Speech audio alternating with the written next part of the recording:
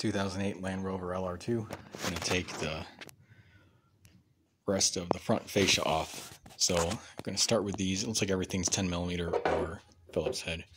Start with these 4 bolts on top here. Looks like we got another one right here.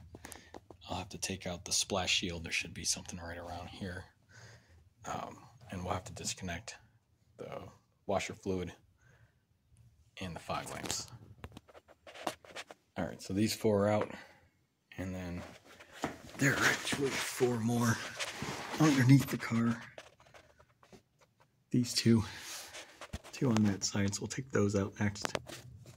Not a great shot, but here are the 2 open on the driver's side. Here are the 2 on the passenger side. So now we'll move on to the wheel well. Alright, on the driver's side here, here's the front strut for reference. We got to get these 2 plastic nuts off, and I believe just this one. It's an odd kind of like flathead star bit combo. These guys we're going to leave. They tie into what I think was the wheel speed sensor, so they'll just drop down with the splash shield. Actually, that part's not coming off. Sorry. What we're going to remove is along this line here. That part's going to come out, and then we need to pull this back a little bit so we can get access right behind here. Up on the driver's side, it's difficult to see, so I'll move over to the passenger side because of this snorkel here for the intake. Over on the passenger side, way down there, that I believe is what we need to remove on both sides. So I'll start taking off the splash shields. Alright, so just to explain here, there's the head of that guy I said was like kind of like a combo star bit. I just got him out with some flatheads. Again, they're not going to have a lot of torque. And 10mm socket. Took out these plastic nuts. So out on the driver's side this time, I'm going to just pull this away. And you can see it kind of fell off. And you know, you got to make sure you stack it here with this guy over, under, over. Probably make more sense in a minute when I pull it out here.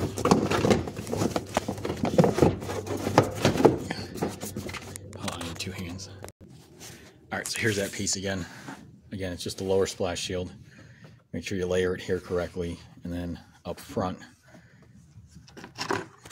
Alright, we got to take those 2 bolts out from the bottom of the fascia. Kind of go there. So that's what it looks like. I'll go pull the other side, and then I'll try to tug this guy back to get access to that 1 bolt here. Alright, got both sides off.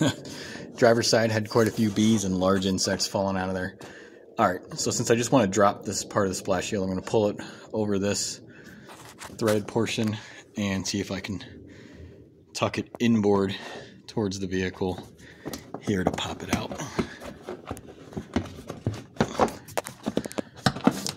Definitely more than I can do with one hand, so I'll pause the video here for a second. Really quick, I was struggling to get this guy out. Had to pull him off first. Then I could pull this one back. And then the rest of it, I just pulled it towards the inside part of the vehicle. Here's where we got to get.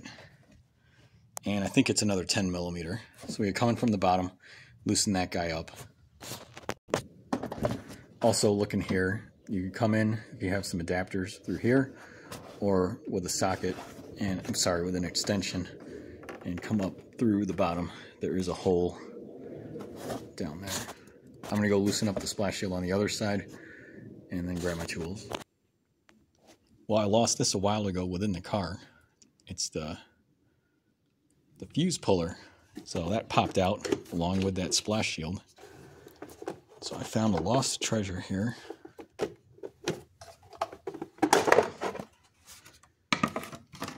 That should just tuck away in here. It took me a second to find it, but right here. Alright, back to the fascia. So over here in the driver's side, you can see where I've run that up with a small 1/4-inch ratchet. I can get about a 1/4 of a turn here. It's not terrible. I could probably get some adapters and do this a lot easier, but this is working. Just had a quick thought. This thumb wheel's actually worked out best to get that 10 millimeter out from there. And then right here is the other one that we need to remove. I don't even think I'm going to reach for an adapter here. I'll just do this carefully so I'm not chipping paint. And take this one out. So I'll do the other side and we'll try to pull this off. One thing I did already was there's like a tab here.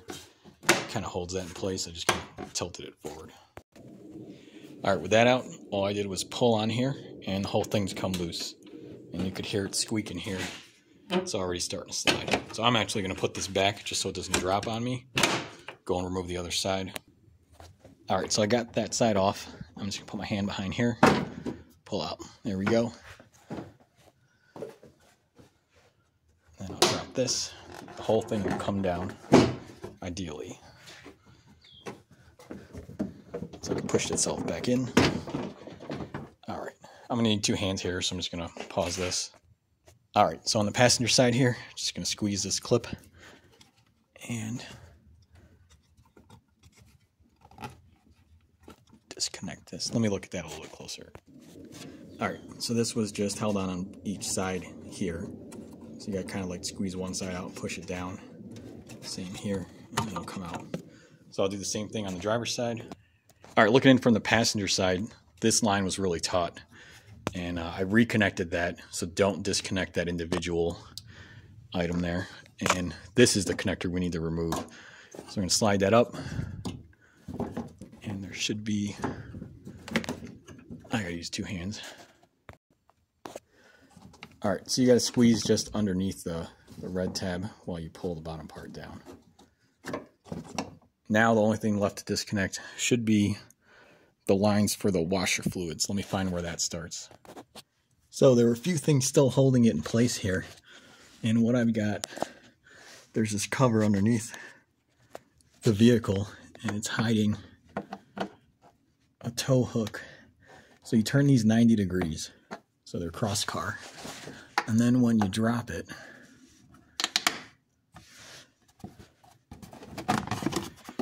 here's my tow hook.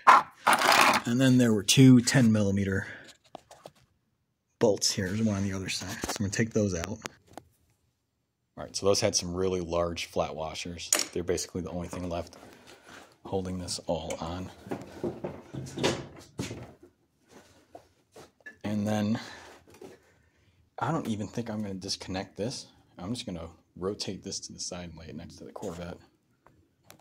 All right, well, there we go. I just laid it to the side. And we got a lot of dead bugs up in here. This part seems like it aligns well when it's in place, but out of place it's a little bit deformed. And you can see the AC condenser that I'm about to replace. It's pretty beat up. So that'll be the next video. We'll see how we can remove that. Hoping not to have to remove this beam. But we'll see.